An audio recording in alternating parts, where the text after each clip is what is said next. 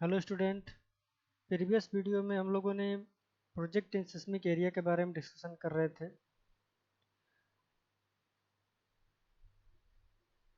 Seismic design factor के बारे में डिस्कशन हुआ कि टॉर्जन, डैम्पिंग, डक्टिलिटी किसे कहते हैं, strength and stiffness, building configuration के बारे में डिटेल डिस्कशन हुआ था। ये आपका रेगुलर इरेगुलर जो कॉन्फ़िगरेशन होनी चाहिए इसके बारे में डिस्कशन हुआ। इसी क्रम में हम लोगों ने सिस्मिक डैम्पर के बारे में भी डिस्कशन कर रहे थे। तो इसी पे एक वीडियो था जो पिछले वीडियो में उसको कवर नहीं कर पाए थे, इस वीडियो में उसको हम शो कर दे रहे हैं।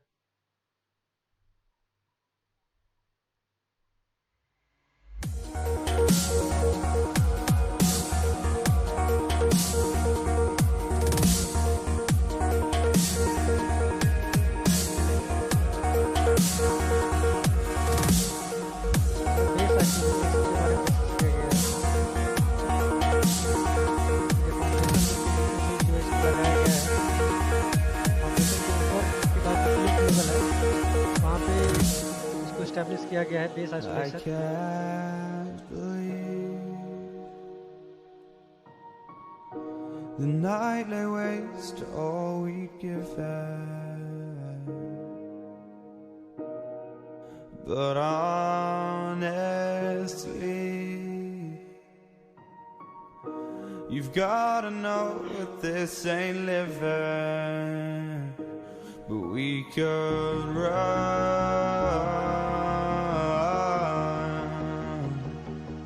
ये from डिस्कस हुआ डैम्पर के बारे में। Elysium and let it burn, let it burn. You've gotta know that nothing lasts अगर क्लैरिटी forever. में प्रॉब्लम है, आप क्या करेंगे तो वीडियो को देख सारे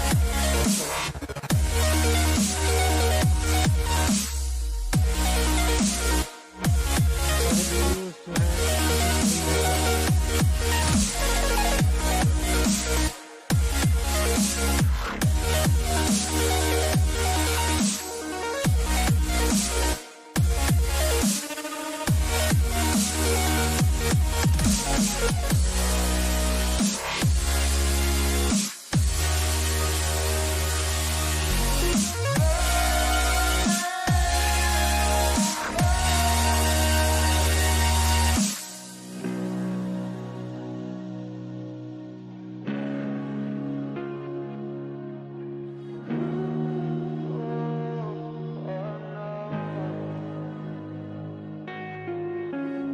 I can't believe myself. I never thought that this would be our end, but it's nothing new. And my lover's honesty, I can push it back down if I have to. If you want me to, initial design procedure 'cause we can run. क्या करना है, And क्या we नहीं। can run.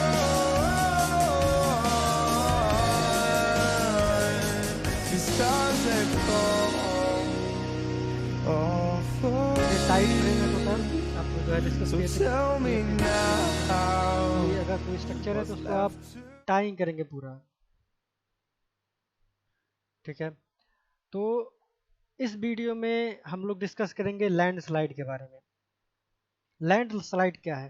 तो landslide क्या है? एक natural calamity है, नेचुरल डिजास्टर है। ठीक है, तो एक्चुअली में लैंडस्लाइड में होता क्या है? लैंडस्लाइड क्या है, स्टेटमेंट पढ़िए। ए लैंडस्लाइड इज ए स्लो और sudden downhill movement of slow forming rock and soil material under the force of gravity। कोई भी अगर सॉयल कह लीजिए स्लोपिंग है, स्लोपिंग स्ट्रक्चर में है, तो आप देखते होंगे कि कुछ पार्ट जो है ड्यू टू एनी रीजन, मान लीजिए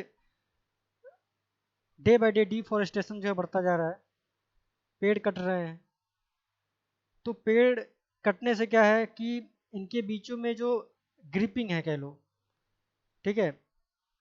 जड़ें क्या करते हैं, इन सॉइल को जो है आपस में ग्रिप बना के यानी पकड़ के रखते हैं सब।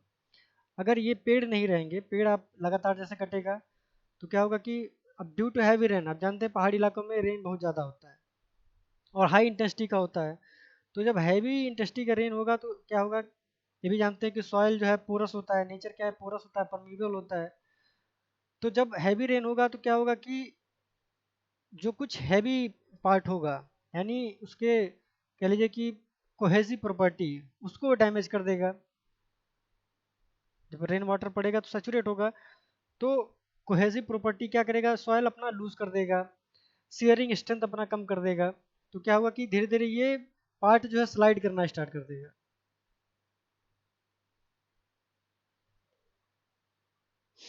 तो यही है लैंडस्लाइड। कुछ पार्ट क्या है, ये मूव कर गया डाउन हिल साइड में। ठीक है, स्टेटमेंट और पढ़िए क्या लिखा है। लैंडस्लाइड और slope failure are natural erosional processes.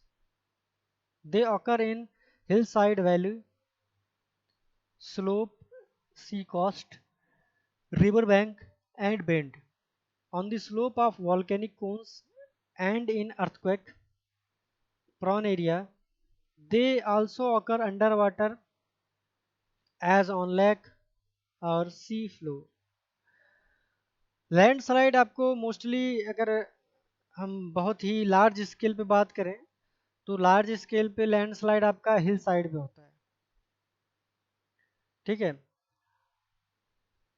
Most of the, आप अगर स्मॉल स्केल बात करें तो सी कोस्ट, रिवर बैंक के किनारे जब बाढ़ आता है नदियों में, तो आप देखते होंगे कि नदियों का कटाव, देखते होंगे कि जब नदी में बाढ़ आती है, फ्लूड आता है, तो जो उसका कैचमेंट एरिया है, जो उसके बेसिन है, ठीक है, अब देखते होंगे कई गांव में जो है पेपर में देखते होंगे कि भाई ये नदी जो है कटान कर रही है, यानी इरोजन हो रहा है वहाँ पे। तो कईयों ऐसे जो अगर नदी किनारे कोई घर बना हुआ है या कुछ भी कोई ह्यूमन एक्टिविटी है, तो क्या है वहाँ पे प्रॉब्लम होता है ड्यू टू इरोजन। धीरे धीरे क्या है बेड करता जाता है। तो वो तो बहुत ही स्मॉल स्केल लैंडस्लाइड हो गया। जो एक्चुअल में बहुत ही लार्ज स्केल में जो लैंडस्लाइड होता है वो ड्यू टू अर्थक्वेक हो जाएगा, या तो मोस्टली तो देखिए आपका होता है हिल साइड पे, और जब हैवी रेन होता है तब। अगर पेड़ पौधे उसमें नहीं है, पेड़ ज़्यादा नहीं, डिफॉरेस्टेशन बहुत ज़्यादा हो गया है, तब तो उस केस में जो है अगर थोड़ा भी अगर रेनफॉल होता है तो पूरा का पूरा जो है आपका मड जो है डाउन हिल साइड में वो मूव करता रहेगा, ट्रांसलेट करेगा। ठीक है, आगे पढ़िए। Landslide also are triggered by man in his urban and regional development activities such as excavation, fills quarries, cutting for roads, railways, and kalan, etc. Landslide as natural erosion processes not only modify the existing topography and landscape, they also cause immense damage to man-made structures and heavy loss of life. तो ये term क्या बता रहा है, ये कासेस बता रहा है कि कासेस क्या हैं। पहला तो नेचुरल कास है कि लैंडस्लाइड होता कैसे है। तो पहला क्या आपका नेचुरल कासेस है, नेचुरल कासेस।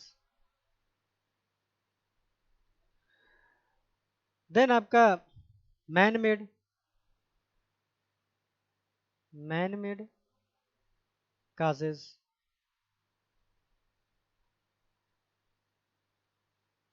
ठीक है, तो अगर नेचुरल काजेज की बात करें तो उसमें अगर हम तरजाकी, अकॉर्डिंग टू तरजाकी अगर हम बात करें तो वो इंटरनल और एक्सटर्नल काज, दो काजेज में उन्होंने डिवाइड किया था। ठीक है, नेचुरल। अब इंटरनल क्या हो सकता है इसमें, इंटरनल काजेज, इंटरनल काजेज क्या हो सकता है। अब इंटरनल काजेज में आप आइए मटेरियल की प्रॉपर्टी पे, कि जो स्लोपिंग साइड पे जो आपको सॉइल है या रॉक है, उसका प्रॉपर्टी क्या है, उसका फिजिकल प्रॉपर्टी क्या है, उसका केमिकल प्रॉपर्टी क्या है। आप इसको देखिए, अब इंटरनली हमको जानना है, तो इंटरनल जानने के लिए हमको केमिकल प्रॉपर्टी पे ज़्यादा फोकस करना पड़ेगा, ये डोमिनेटिंग फैक्टर है। इंटरनल प्रॉपर्टी जैसे मान लीजिए कि सॉइल कैसा है, वो पोरस है, परमिएबल है, या फिर किस टाइप का क्ले है उसमें, वो कायोलिनाइट है, इलाइट है, मोटमोलाइट है, ठीक है, क्या है वो, इसके बारे में डिस्कशन करेंगे।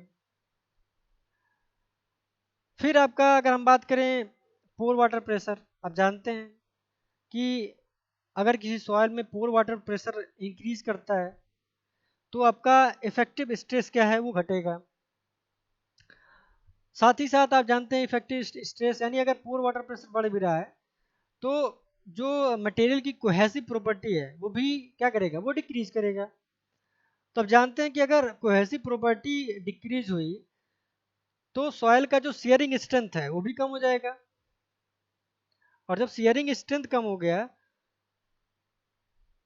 तो क्या होगा, तो पूरा का पूरा क्या है, आपका जो सॉइल है उसमें भी वेट है। अब वेट होने के कारण क्या करेगा, वो धीरे धीरे ड्यू टू ग्रेविटी वो नीचे की तरफ अंडर ग्रेविटी वो स्लाइड करना स्टार्ट करेगा। ठीक है, अब यही इतना पार्ट है, वो ड्यू टू ग्रेविटी वो स्लाइड करना स्टार्ट करेगा। अब मास इसका हैवी हो गया, ठीक है, अब मास हैवी हो जाएगा, शेयरिंग स्ट्रेंथ इसका जो है डिक्रीज कर गया, कोहेसिव प्रॉपर्टी इसकी कम हो गई, जो वॉइड्स थे वो फुल्ली सैचुरेट हो गए। ठीक है, उस केस में क्या होगा कि अब इतना जो स्लाइड होने वाला है इसका मास, इसका वेट जो है, अब ये वहां पे रुकेगा नहीं, अब ये ड्यू टू ग्रेविटी वो स्लाइड करना स्टार्ट करेगा। तो ये सभी क्या इंटरनल काजेस हैं। एक्सटर्नल काजेस क्या हो सकती हैं, एक्सटर्नल काजेस अब या तो हैवी रेनफॉल हो, लिक्विफेक्शन हो सकता है, वोल्केनिक इरप्शन हो सकता है। ठीक है, तो ये सभी क्या है, नेचुरल में क्या है, ये एक्सटर्नल फोर्सेस है, काजेस है। अब हैवी रेनफॉल होगा तो हैवी रेनफॉल आप जानते हैं कि कोई भी अगर स्लोपिंग कोई भी ग्राउंड है तो अब जब हाई हाई इंटेंसिटी का रेनफॉल होगा, तो जानते हैं जब हाई इंटेंसिटी का रेनफॉल होगा तो ड्यू टू शेयरिंग एक्शन, अब जहां भी ये इम्पैक्ट करेगा रेन, इम्पैक्ट करेगा तो धीरे धीरे इरोजन होगा। ठीक है, धीरे धीरे इरोजन होते होते क्या है कि वहां पे फुल्ली क्या करेगा, जो सॉइल है वो सैचुरेट जो है बहुत तेजी से होगा, सैचुरेट होगा, और वहां पे अगर डिफॉरेस्टेशन ज़्यादा हुआ है तब तो जो है और ज़्यादा तेजी से जो है ये लैंडस्लाइड होने के लिए चांस हो जाएंगे इसमें। ठीक है, वॉल्केनिक इरप्शन भी इसके कारण हो सकते हैं, अर्थक्वेक भी इसका कारण हो सकता है। तो ये सभी क्या है, ये सभी नेचर नेचर में हो रहा है। ठीक है, मैन मेड, आइए मैन मेड में काजेस क्या हो सकते हैं। तो मैन मेड एक्टिविटी आप जानते हैं, माइनिंग हो गया आपका, टनलिंग हो गया आपका, ओवर एरिगेशन हो गया, हालिंग इक्विपमेंट, जो भी आपके हैवी इक्विपमेंट है आप उसको यूज कर रहे हैं, चाहे आप कोई भी ऐसा यूज जिसमें कंटिन्यूअस वाइब्रेशन हो रहा है, तो इससे भी क्या है, इससे भी आपका लैंडस्लाइड होने के मैक्सिमम चांस है। हाईली अगर हम बात करें, अगर आप कहीं भी आप टनलिंग कर रहे हैं या माइनिंग कर रहे हैं, इवन अगर ग्राउंड वाटर भी अगर कहीं भी आपको मिल रहा है तो इससे भी क्या है, लैंडस्लाइड होने के चांसेस बढ़ जाते हैं। टनलिंग में क्या है, टनलिंग कंटिन्यूअस आपका जो है टीबीएम जो है आपका बोरिंग करना स्टार्ट करेगा। तो कभी कभी ऐसा होता है कि सॉइल का जो ओवरबर्डन प्रेशर वो प्रिवेंट नहीं कर पाता, रोक नहीं पाता, रजिस्ट नहीं कर पाता है। तो उस केस में क्या होता है कि जो अगर स्लोपिंग है तो स्लोपिंग ग्राउंड क्या है, वो अपने वेट को गेन नहीं कर पाएगा, वेट को वो प्रिवेंट नहीं कर पाएगा, तो ड्यू टू ग्रेविटी वो नीचे की तरफ स्लाइड कर जाएगा। ठीक है, तो मैन मेड तो बहुत से काजेज हैं, आप जानते ही हैं। ठीक है, मैन मेड बहुत से काजेज हैं, इवन आपका movement of train, movement of vehicle, transportation system, ये सभी क्या है, ये सभी लैंडस्लाइड के लिए एक कारण हो सकते हैं। ओवर क्या करें, ये डिफॉरेस्टेशन भी जो है इसके कारण है। जानते ही हैं आप कि अगर हम पेड़ पौधों को जो है बहुत ही तेज़ी से काट दें, आप देख ही रहे हैं कि बहुत से हिल साइड पे जो है पेड़ों का जो है अंधाधुंध कटाई हो रहा है। तो पेड़ों के कट जाने से क्या है, जो भी वहाँ पे स्लोपिंग ग्राउंड है उनमें ग्रिपिंग खत्म हो जाता है। ग्रिपिंग इन द सेंस जड़ें क्या है, जड़ें जो है मिट्टी को अपने आसपास जो है बहुत जितना भी वो लॉन्ग स्टेज में वो फैला हुआ है जड़, वो टोटली उस सॉइल को क्या है होल्ड किए हुए है।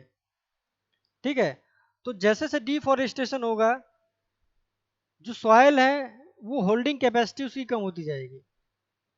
तो अगर लॉन्ग स्टेज में अगर वो स्प्रेड है तो धीरे धीरे क्या है, अगर रेनफॉल हाई इंटेंसिटी पे होता है या फिर वाइब्रेशन होता है, अर्थक्वेक होता है, वॉल्केनिक इरप्शन, इन कारणों से क्या है लैंडस्लाइड होने के चांसेस बढ़ जाते हैं। ठीक है, नेक्स्ट स्लाइड। ये देखिए, ये लैंडस्लाइड का एक इमेज है जिसको आप देख के समझ सकते हैं कि कितना भयावह होता है ये। लैंडस्लाइड अगर होता है तो उसके नीचे की जो भी आपको देख रहे हैं आप घर वगैरह, वो सब कुछ इसी के नीचे दब चुका है। अर्थक्वेक होगा तो आपके पास कुछ सेकंड या कुछ मिनट का मौका रहेगा कि आप जो है उस बिल्डिंग या अपार्टमेंट से एस्केप हो जाएं। बचने के लिए कोई ना कोई रास्ता मिल सकता है। लेकिन लैंडस्लाइड अगर इस मैसिव तरीके से हो रहा है तो आपके पास कोई जो है तरीका नहीं है, कोई आपके पास रास्ता नहीं बचेगा कि कैसे इससे हम बच सकें। फिगर को ध्यान से देखिए, इतना एरिया आपका लैंडस्लाइड हो गया है।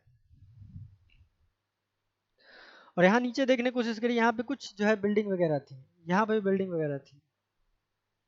अब ये टोटल मास क्या स्लाइड कर गया है, अब देखिए पूरा बहुत से घर इसमें दब चुके हैं। इसी पे एक वीडियो है, उसको भी आप देख सकते हैं। Causes of landslide.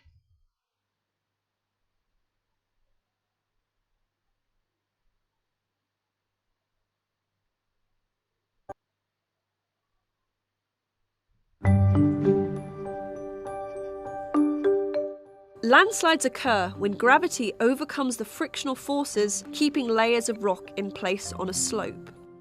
The ground we stand on is made up of layers of different rock and other materials. Often, a weak geological layer, for example a fragile layer of shale, will form a failure plane, which makes a slope unstable. The mass of material on top of this plane can be held in place by friction alone. If something happens to disrupt the balance, then the top layer of land can slide away.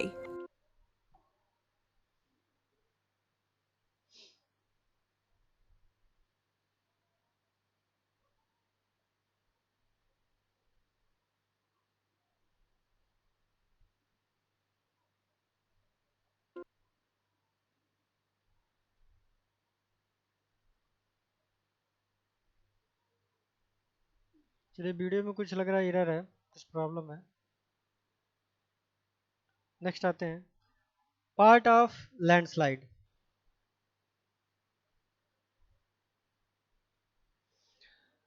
तो part of landslide देखिए क्या है। जैसा कि हम पहले discuss कर चुके हैं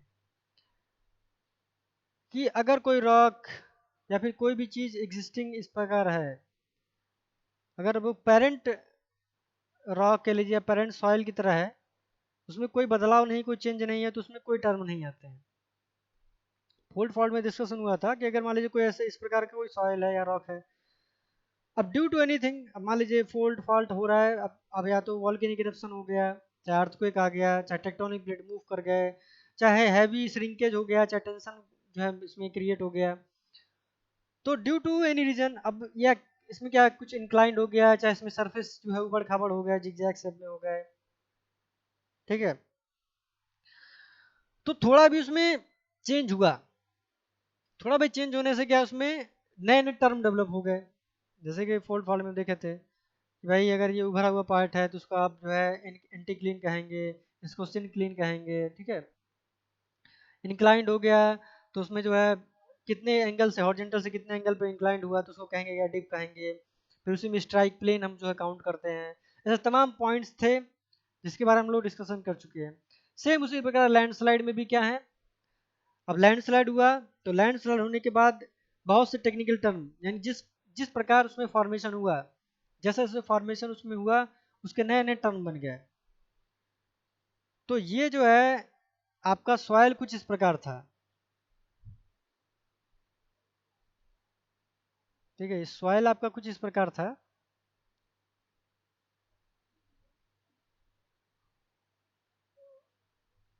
इस टाइप में था जो कि अब ड्यू टू एनी रीजन, मान लीजिए हैवी रेनफॉल हुआ, हैवी रेनफॉल होने से क्या हुआ कि ये इतना पार्ट क्या आपका पूरा सेचुरेट हो गया और कोहेजन जो है वो जो है कम हो गया, खत्म हो गया, मान लीजिए जीरो हो गया। तो जब जब कोहेजन आपका डिक्रीज कर गया, आपका शेयरिंग स्ट्रेंथ कम हो गया, तो ये सॉइल मास अपने वेट के अकॉर्डिंग ड्यू टू ग्रेविटी ये मूव करेगा ही, जाहिर सी बात है।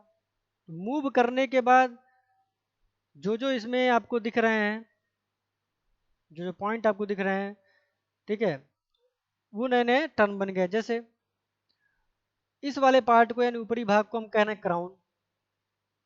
इन सब के बारे में एक एक लाइन का डिफिनीशन है, इसको अभी हम देख लेंगे। तो पहले इसको समझिए कि इसके टॉप सरफेस को हम कह रहे हैं क्राउन। आपका ये है क्राउन। ये आपका जो धसा हुआ पार्ट है, जो डाउनफॉल आपको दिख रहा है, क्योंकि ये लेफ्ट साइड में से इसको लेफ्ट फ्लैंक कह रहे हैं। इतने पूरे एरिया को हम क्या कह रहे हैं, लेफ्ट फ्लैंक। और इस इतना डाउनफॉल वाले एरिया को हम कह रहे हैं राइट फ्लैंक, ठीक है।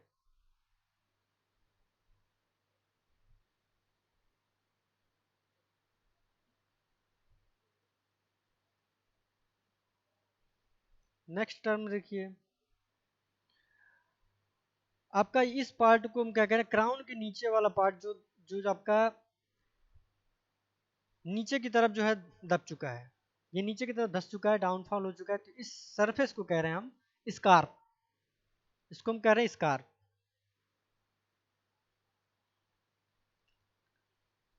देन अब देखिए ये पूरा का जो आपको लैंडस्लाइड हुआ है, एक स्टेप बाय स्टेप हुआ है, जैसे कि सीढ़ी की तरह हुआ है, देखिए स्टेयर की तरह।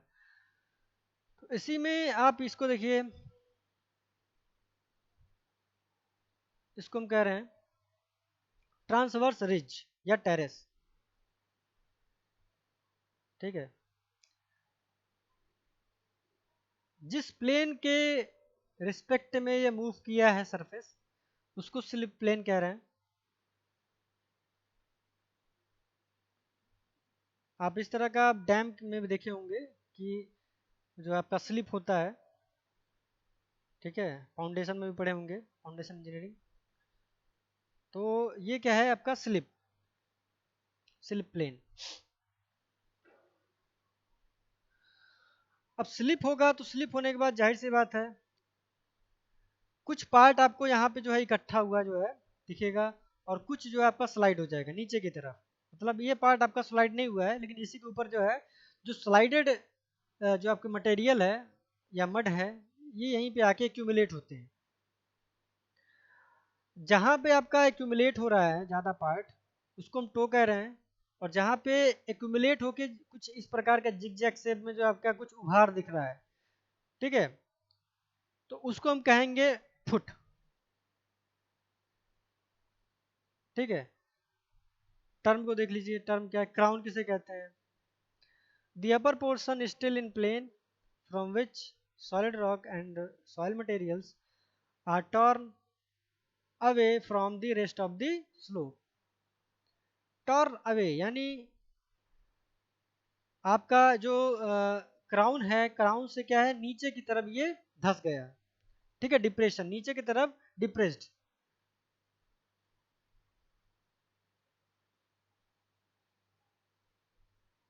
नेक्स्ट टर्म को देखिए, स्कार्प, स्कार्प क्या कह रहा है?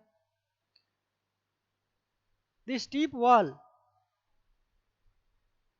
The steep wall of the undisturbed material below crown around the periphery of the slide material. Scarf देखिए, ये आपका स्कार्फ है।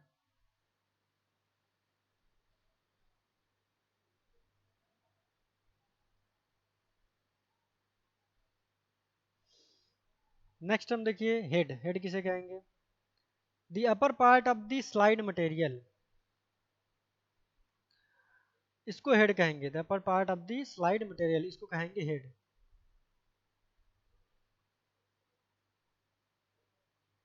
ठीक है, ये इस पार्ट को हम कहेंगे हेड, इसको हम हेड कहेंगे। नेक्स्ट आइए, slip plane, the shear surface, the surface of movement down hill of the side slide material. Slip plane देखिए, ये है आपका स्लिप प्लेन, इसी के अलॉन्ग ये मूव कर गया है।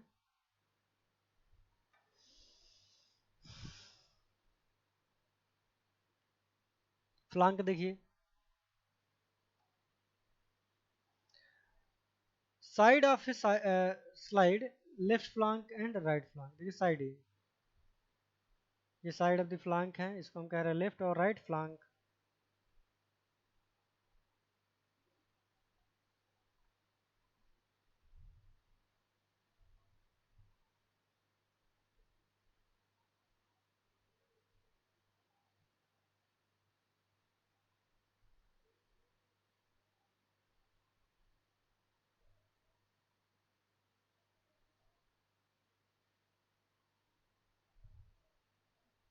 नेक्स्ट हमको पढ़िए transverse ridge, transverse ridge terrace और स्टेप लाइक प्रेशर और कंप्रेशन रिज।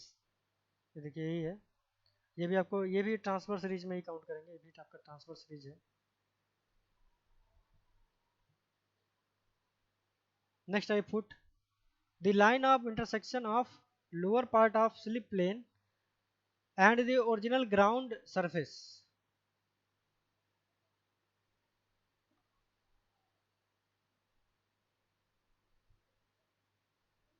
देखिए आपका ये ओरिजिनल ग्राउंड का सरफेस है माना। अब ये पार्ट जब स्लिप हुआ है तो स्लिप होके ये देखिए इंटरसेक्ट किया। ठीक है, जहां पे भी इंटरसेक्ट होगा ओरिजिनल ग्राउंड, आप जहीं भी मान लीजिए, मतलब इतना पार्ट देखिए आपको तो जो है ये आपका स्लाइड नहीं हुआ है, तो अब ये क्या है, स्लाइड होके आ रहा है। तो स्लाइड होके आने के बाद क्या है, यहाँ पे देखिए कुछ पॉइंट पे ये इंटरसेक्ट हो रहे हैं, तो उतने एरिया को हम कह देंगे ये फुट है। ठीक है, नेक्स्ट आइए, टो किसे कहेंगे? The lower portion in which the rock और soil material is heaped up. Lower material मतलब जहां पे भी, लोअर पोर्शन मतलब ये जहां पे ये पूरा का पूरा मटेरियल स्लाइड होके एक कह लीजिए कि हीप बना लेते हैं। हीप मतलब कह लीजिए कि जहां पे उनका कलेक्शन हो जाएगा, ये पूरा मटेरियल स्लाइड किया और किसी एक पॉइंट पे, किसी एक जगह पे क्या है, अब वो वहां पे रुक गए हैं, यहाँ पे आके पूरा कलेक्ट हो गया इसी पे, तो उसको हम कहेंगे टो। नेक्स्ट लेंथ क्या है? Horizontal distance from crown to toe. Horizontal distance की अगर हम बात करें तो क्राउन से टो, ठीक है, ये horizontal distance crown to toe जो है, ये आपका क्राउन है। ठीक है, क्राउन से टो पे जो हॉरिजॉन्टल डिस्टेंस है उसको हम कहेंगे लेंथ। विड्थ किसे कहेंगे? Horizontal distance from flank to flank. Horizontal distance देखिए फ्लांक टू फ्लांक अगर हम बात करें तो वो आपका क्या हो गया, विड्थ हो गया। हाइट किसे कहेंगे? Vertical distance crown to to,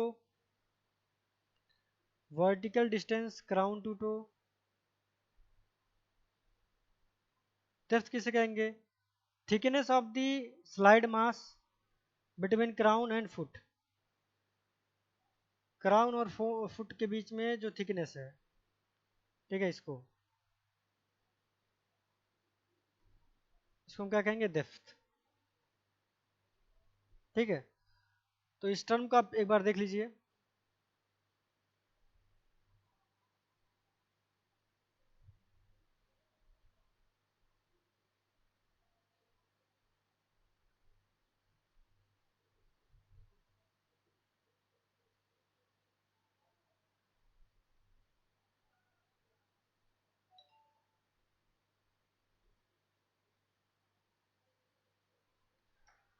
तो इस वीडियो में हम लोगों ने लैंडस्लाइड के पार्ट के बारे में डिस्कशन कर चुके हैं।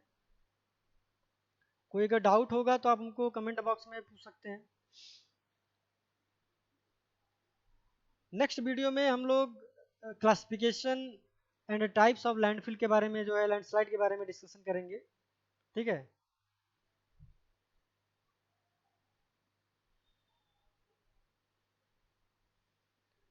तो अभी के लिए थैंक यू।